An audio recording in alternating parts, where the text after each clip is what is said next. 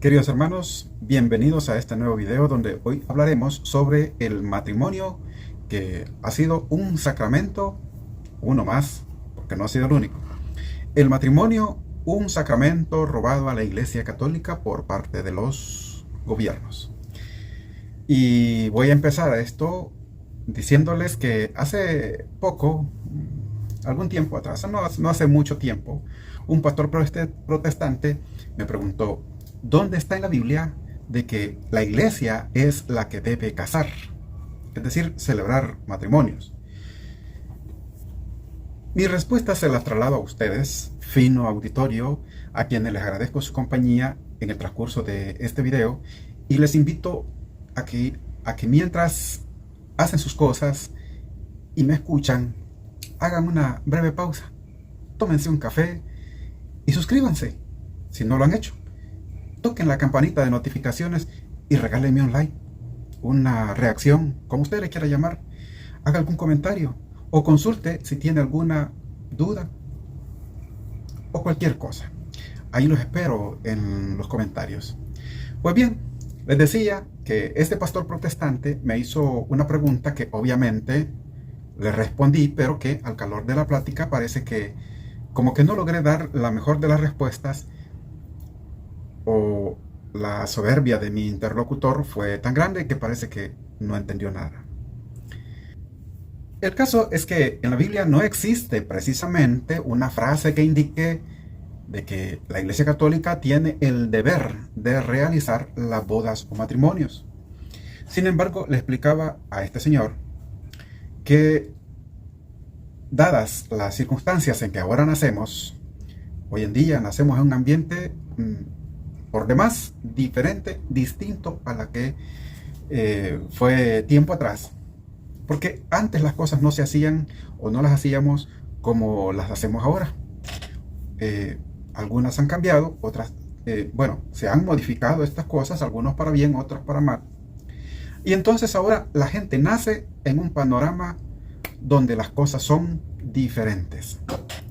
Y para eso hay que entender que, por otro lado, lo que venimos a conocer no tiene ni por lo más mínimo, de repente, no tiene por qué aparecer en los registros de los evangelios o de las cartas.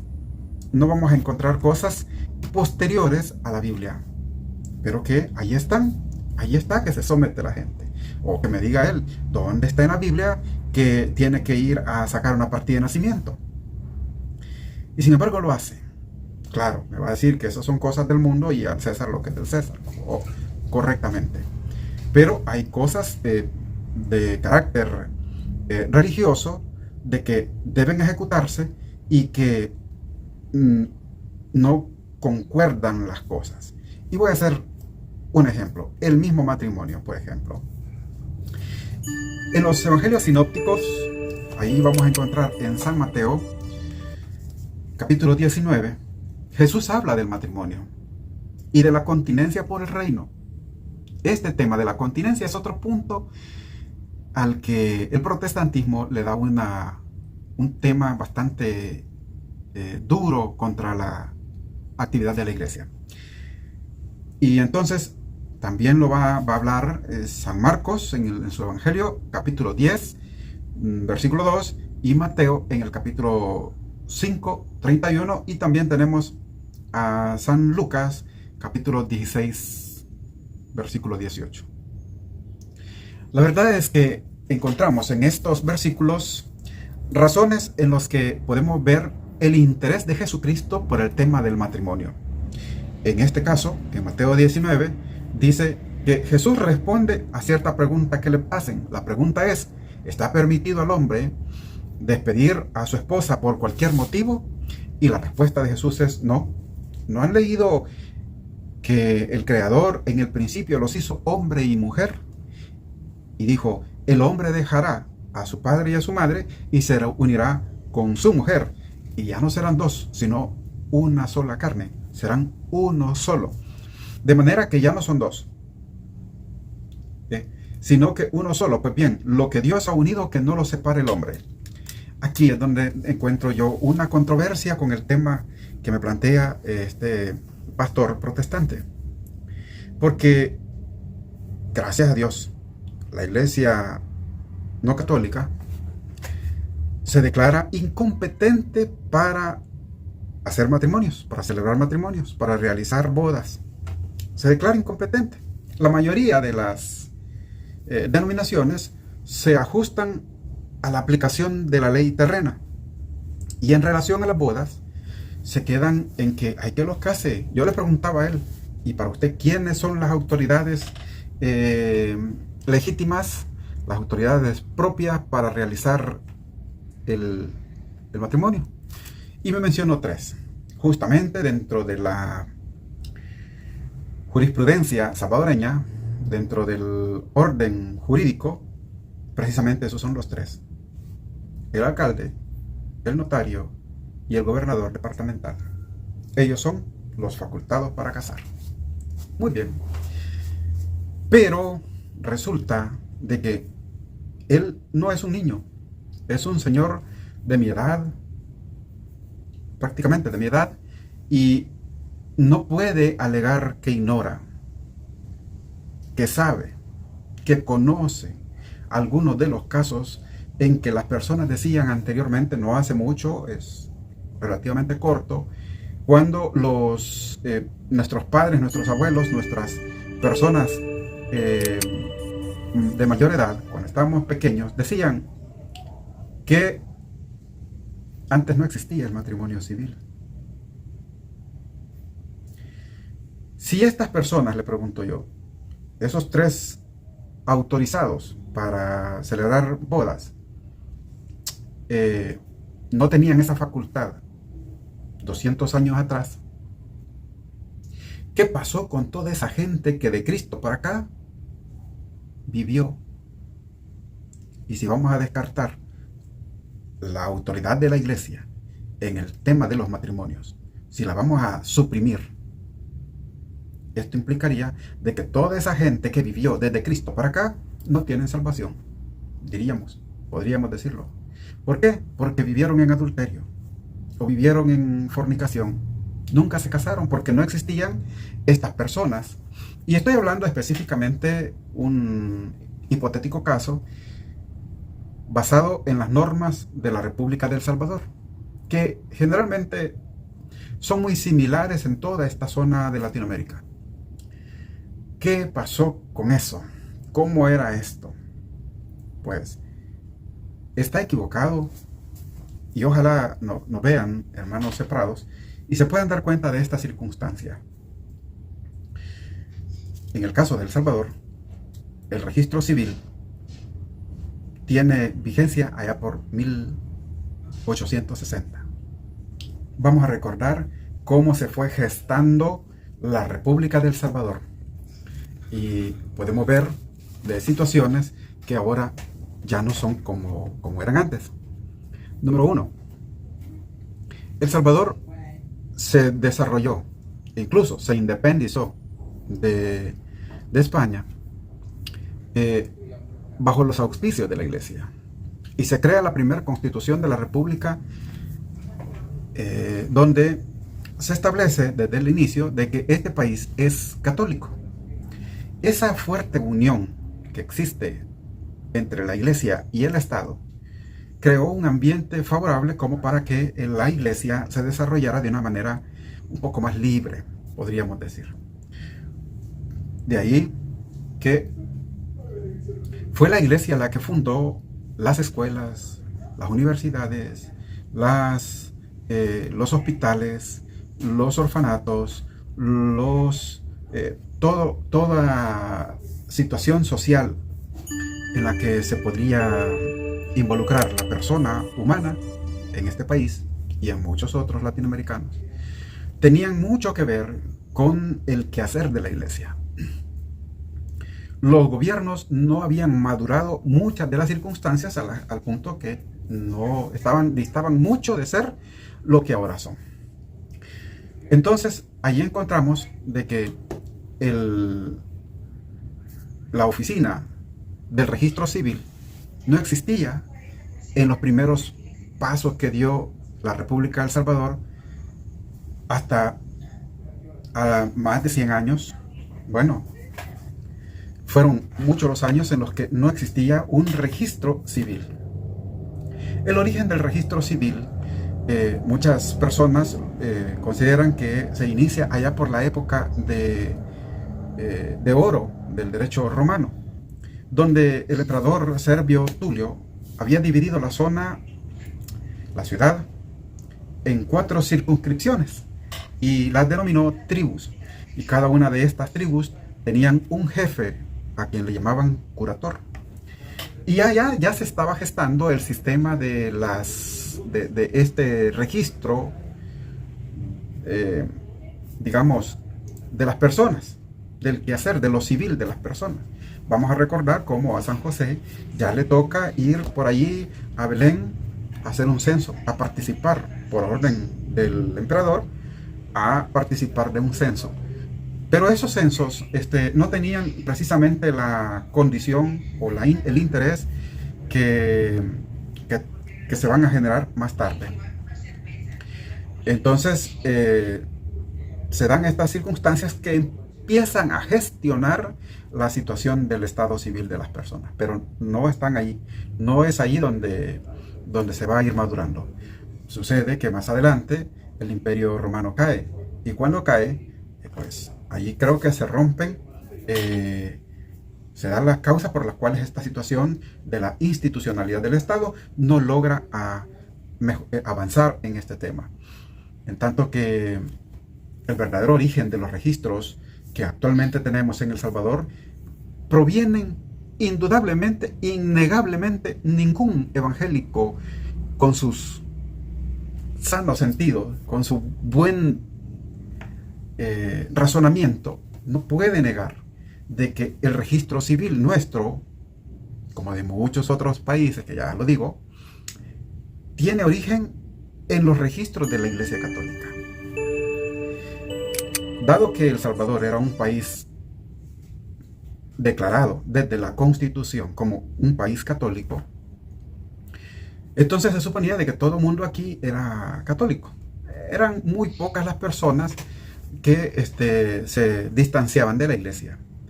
Por esas personas precisamente que se distanciaban de la Iglesia es que no se alcanzaba a hacer un proceso de registro pleno, porque habían personas que, siendo que se distanciaban de la Iglesia, pues no se bautizaban. Y allí, a partir de eso, empieza la visión del Estado, que no hay unos registros completos, no existen registros plenos, no tenemos la totalidad, el 100%.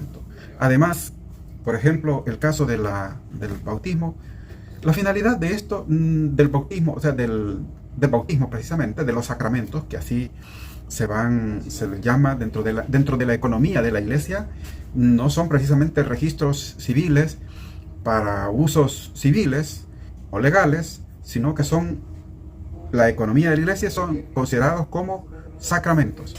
Entonces, esos registros tienen la finalidad particular de ser propiedad de la Iglesia. Pero sin embargo, dado que la escuela era católica, para ir a estudiar a esa escuela, lo primero que le pedían al alumno, al padre de familia, cuando llegaba con su hijo a inscribirlo, era: ¿y dónde está la fe de bautismo de su hijo? Tiene que ir a la parroquia, pedirle al padre que le dé ese registro, que se lo firme, que se lo selle, que certifique, y luego me lo trae. Y entonces así era que se llegaba a la escuela. La persona que nace ahorita mismo no sabe de qué estoy hablando. No lo entiende. Y más si es protestante, esa ignorancia le da alas para reclamar. ¿Y por qué tenemos que hacer esto? ¿Y por qué la Iglesia Católica hacía esto y hacía lo otro? Porque no entiende, porque no estudia, porque no busca, porque no conoce. Sin embargo, para hablar sí tenemos suficiente boca. Entonces, así le tocaba a la persona ir allá, a inscribirse con una fe de bautismo. Qué sé yo, por ejemplo, todos los hospitales de El Salvador que entonces no eran completamente todos los que ahora vemos, pero por ejemplo los más principales. El San Juan de Dios de Santa Ana fue fundado por un movimiento religioso de los de San Juan de Dios. Ellos mismos crearon el Hospital de Santa Tecla, que le pusieron San Rafael. De Sonsonate le llamaron San Juan de Dios, hoy se llama, tiene otro nombre, tiene un apellido, Mazzini. También todos los hospitales fueron creados por la iglesia. No sé, ahí sí desconozco por el momento, me doy por ignorante. Sí, para ser atendido dentro del hospital había también que presentar la fe de bautismo. Pero en fin, era la iglesia pues prácticamente quien tenía mucho del quehacer, del cual ahora los gobiernos poco a poco han venido retirándole las cosas a cada organización de la iglesia. Por ejemplo, San Juan Bosco tenía en Santa Ana, la ciudad de los niños, pero que ahora con el imperio de la ley, la actividad de esos centros son más estatales que religiosos, ¿verdad? Y así desaparecen situaciones de asilos con las leyes de las terceras edades y cosas de niños, resguardos, centros escolares. Con el imperio de la ley, el Estado va avasallando, va avanzando en un sistema en el que el gran interés del Estado es retirarle el poder, la fuerza, es decir, las condiciones que tiene la iglesia se las va retirando, al punto que, Dios no lo quiera, un día podríamos llegar a estar como España, que le retiran hasta los templos y los ponen en calidad de museo, los convierten en lupanares. Pero en El Salvador, por el momento, el tema del matrimonio es algo que sigue generando una especie de críticas de personas como este pastor protestante, que desde la ignorancia hacen sus opiniones, y si no sabemos de historia, entonces podemos creer que lo que el fulanito autonombrado dice es cierto.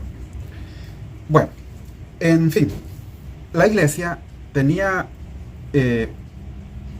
bautismo, o tiene bautismo, matrimonio y también registros de fallecimientos. Cada misa, cuando se hace la oración por los fieles difuntos, se dice el nombre, pero se queda registrado. Entonces la iglesia tenía eso, y eso parte desde el Concilio de Trento en 1563, es decir, ya existía, ya se practicaba, pero el Concilio de Trento le da fuerza a estas acciones de la iglesia en todo el mundo. La autoridad eclesiástica perseguía comprobar las circunstancias de la administración del sacramento, no del estado civil de las personas. Y en el siglo XVI ya se convierte en una obligación, como les digo, a partir del Concilio de Trento, la elaboración de estos registros para los néfitos, aunque ya mucho antes habían sucedido sínodos y concilios donde se había hablado acerca de la obligación de esta actividad entre los sacerdotes.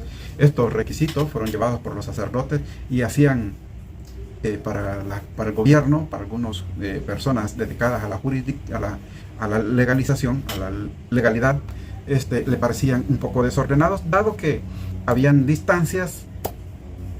personas distantes de la iglesia que no se relacionaban con ella, y por lo tanto no habían registros de ellos sobre su nacimiento, sobre su matrimonio o sobre su muerte. Entonces el cura podría, a estas personas, el sacerdote podría negarle también, dado que no es fiel de la iglesia. Porque aquí hay otro tema que el mismo señor me dijo en son de burla: los fieles difuntos, me dice. Él me dice, ellos son fieles difuntos porque nunca se van a salir de ahí. Bueno, la idea es de que son fieles de la iglesia que ahora están en una condición de difuntos. Bien,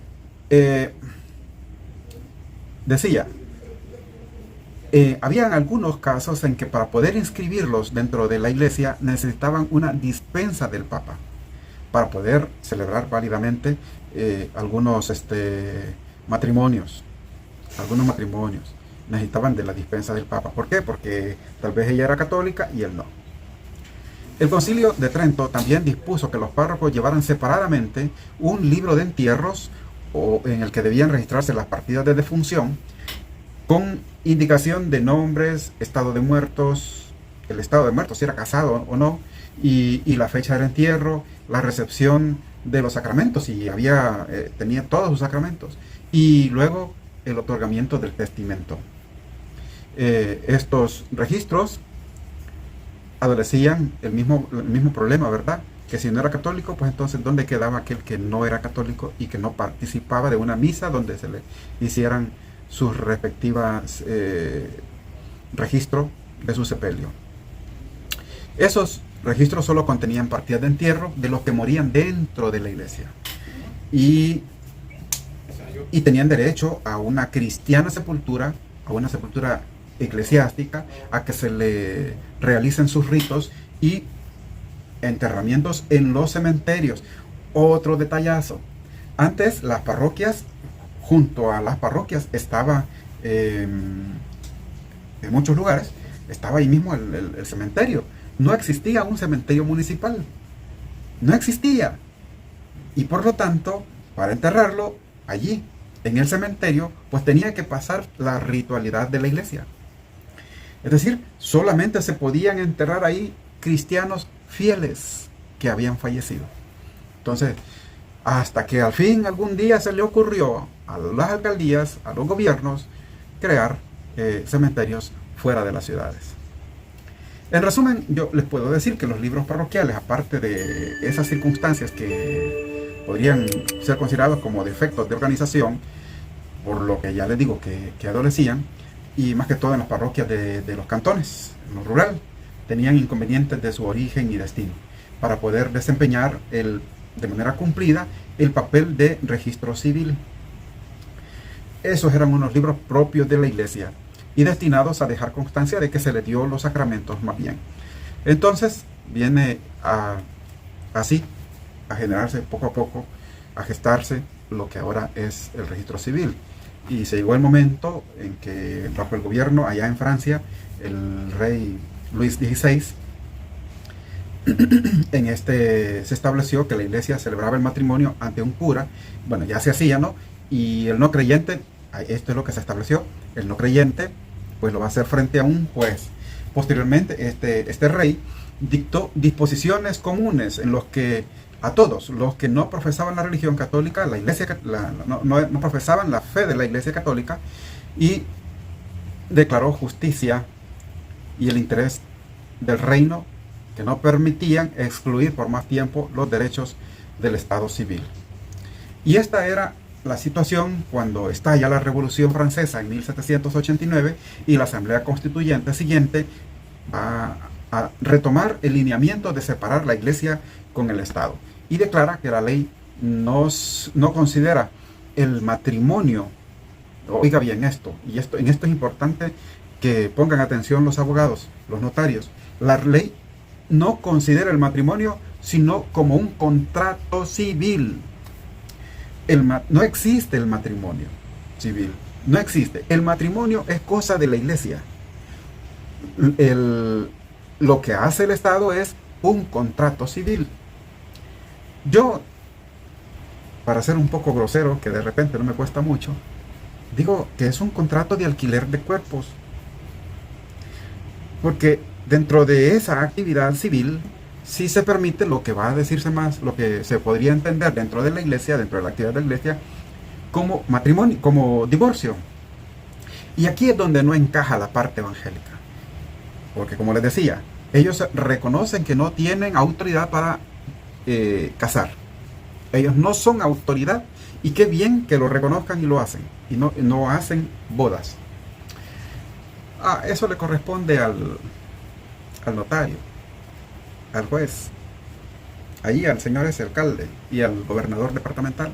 A nosotros no. Eso le toca a ellos. Pero ¿cómo retienen?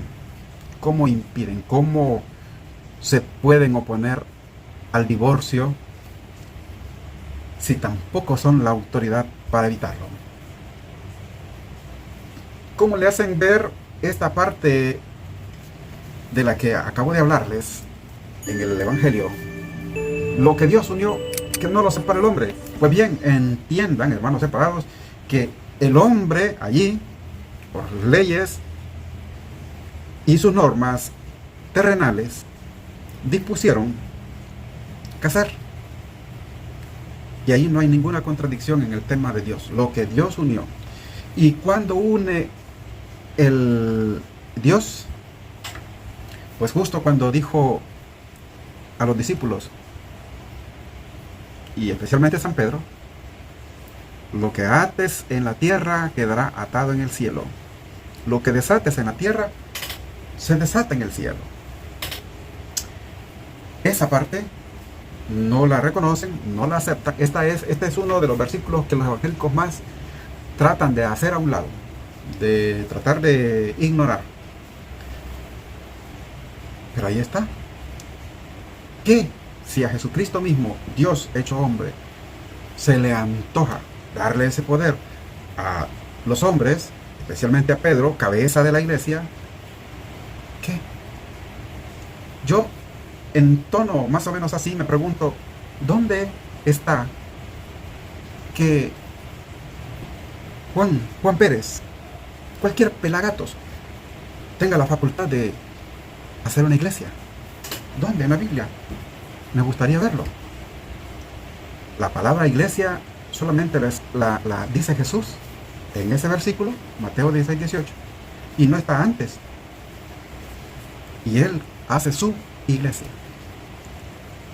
Por eso, si Él defiende el matrimonio, rechaza el divorcio, tiene mucho que ver con la iglesia. Está estrechamente vinculado esa actividad con la iglesia. En El Salvador, el primer matrimonio se va a realizar allá por el año 1540, cuando San Salvador se había trasladado allá por el lado de Cojutepec, y lo Vasco. Por esa zona, estuvo un tiempo la capital del Salvador, la villa de San Salvador se trasladó por allá por ciertos problemas que se dieron aquí, que le dieron fuego, dicen, aquí a la villa que se estableció en el Valle de las Macas, y se trasladan para allá. Pero después vienen y retornan a este punto. Pero allá se realizó el primer matrimonio dentro del Salvador, católico. Matrimonio católico dentro del Salvador. El registro de nacimientos, matrimonios y defunciones se establece en El Salvador en el año 1875, señores protestantes, en el año 1875. Para continuar, en El Salvador ni estaban uno de ustedes. Y también hay otra cosa que ver, que los títulos de notarios tampoco no han sido eternos. También tienen un punto de partida que relativamente a la actividad de la iglesia es corto. Y solamente los matrimonios de aquel tiempo, de 1875, tenían nada más la finalidad estadística. Pero la ley del ramo, así se llamaba, ley del ramo municipal, que fue sancionada por el Poder Ejecutivo el 21 de febrero de 1879 y fue terminada de publicar el 22 de marzo de 1879, establece el registro civil en El Salvador, en el cual estará a cargo de las municipalidades y tienen unos artículos bien importantes. Por ejemplo, el artículo número 44 establecía que las municipalidades llevarán libros y indica la forma de cómo se va a llevar. El primero se centrará en las partidas de nacimiento. En cada partida se hará constar el nombre y el apellido y el domicilio de los padres, y si fuera legítimo. Había una circunstancia por ahí, un tema que ahora no se ve, el tema de lo legítimo o ilegítimo de los hijos, y la fecha de nacimiento. En el segundo se asentarán las partidas de matrimonio, donde se establecerán los nombres de los cónyuges, la religión a la que profesaban y el nombre o apellido de los padres. Más bien el tema de la religión, yo creo que estaba mal escrito en ese artículo, porque así lo decía, pero no se trata de religiones. Bueno, a menos de que... Pero El Salvador no ha estado tan influenciado por religiones diferentes. Y cuando hablo de religión, no hablo de religión católica y religión evangélica, no. Aunque fueron términos que se utilizaron por mucho tiempo en el país para diferenciar uno de otro. Pero ambos somos cristianos. El matrimonio civil se vino a establecer precisamente en el año 1880 por decreto legislativo del 1 de marzo de ese año. Y este decreto en sí es curioso, pues se establece en base a 3 razones. En primer lugar, para personas que no profesan la fe de la Iglesia Católica.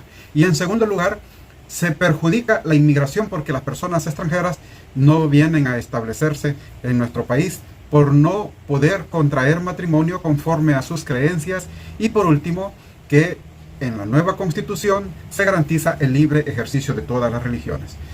Bien, creo de que ya hablamos en varios aspectos del tema de las religiones, o mejor dicho, del matrimonio, cosa que a veces no la tienen muy clara algunas personas. Así que por lo tanto, ya creo que para ir cerrando este tema, podemos decir de que para hablar de matrimonios no se puede separar la actividad de la Iglesia en los años posteriores a la independencia. En el caso de El Salvador, y como ya lo he dicho, lo recalco, igual que muchos otros países del área centroamericana, latinoamericana o hispanoamericana, todos nosotros hemos tenido una condición en la que el país se va desarrollando en ese estira y encoge, ¿no? Entre la Iglesia y el Estado. Y el Estado ha potenciado más todo aquello que sea contrario a la Iglesia para poder retirarle los bienes, los recursos y tantas otras cosas. Entre ellos podemos citar a General Gerardo Barrios. El capitán general Gerardo Barrios fue uno de los más agresivos que la historia salvadoreña pueda contar en la persecución de la Iglesia. Y por lo tanto, en el retiro de ciertas circunstancias en las que la Iglesia podía servir un poco mejor. No, inicialmente la Iglesia va a tener una parte importante de la recaudación de impuestos y después el gobierno se las queda. Por eso me resulta curioso cómo aún en estos tiempos tan modernos resulta que tenemos que las alcaldías municipales a través de los recibos del alumbrado eléctrico, ¿verdad? El servicio de alumbrado eléctrico que tenemos nosotros a través de algunas empresas, donde son socios el Estado, el gobierno y algunas empresas privadas, estas generadoras de energía eléctrica o administradoras, en algunos de los casos, ahí mismo nos viene el recibo de las alcaldías y allá nos viene un impuesto que dice impuesto para fiestas patronales. Y es curioso, a ver, ¿qué santo se honra en cada alcaldía? Si a la Iglesia Católica precisamente le están cerrando los espacios públicos de expresión de fe, donde se están desapareciendo de las instituciones de gobierno imágenes, cruces y todo aquello que tenga signos de la Iglesia, ¿cómo es posible de que bajo el título de fiestas patronales se cobre un impuesto que le queda a la alcaldía y que después viene y utiliza en torno a las fiestas patronales y lo hace muy mal? Va contra la fe, va contra la moral, ¿no?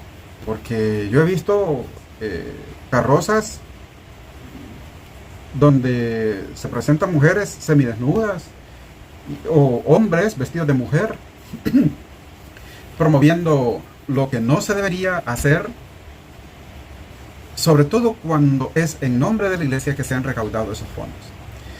En fin, así estamos todavía nosotros y este mundo va a seguir cambiando, sobre todo si los católicos no trabajamos por fortalecer nuestras iglesias, nuestras parroquias. Si los católicos nos quedamos de brazos cruzados, sobre todo cuando estamos viendo de que venía alguien a la parroquia, hoy ya no, y nos da igual que ya no venga, no. Debemos trabajar por cumplirle la misión a nuestro Señor Jesucristo de llevar el Evangelio a todas las personas. Un Evangelio puro, un Evangelio que tenga dentro de eso el contexto de que el matrimonio es un vínculo que nos santifica, puesto que en ese matrimonio, en ese sacramento, el hombre se compromete a serle fiel a la mujer, oponiéndose al divorcio, y además a servirle, a amarla, a respetarla. Ambos cónyuges se relacionan en un sentido de yo voy a servirte, yo voy a trabajar por ti, yo voy a estar contigo siempre. Y entonces, ya en el transcurso de la vida nos vamos a dar cuenta de que esas palabras son pesadas, son duras, son fuertes, pero que si nosotros mantenemos esta promesa permanentemente en nuestro ser, pues, y con la voluntad de Dios y la fuerza que nos da el Espíritu Santo, pues llevaremos a feliz término nuestros matrimonios y seremos santos. A Jesús por María.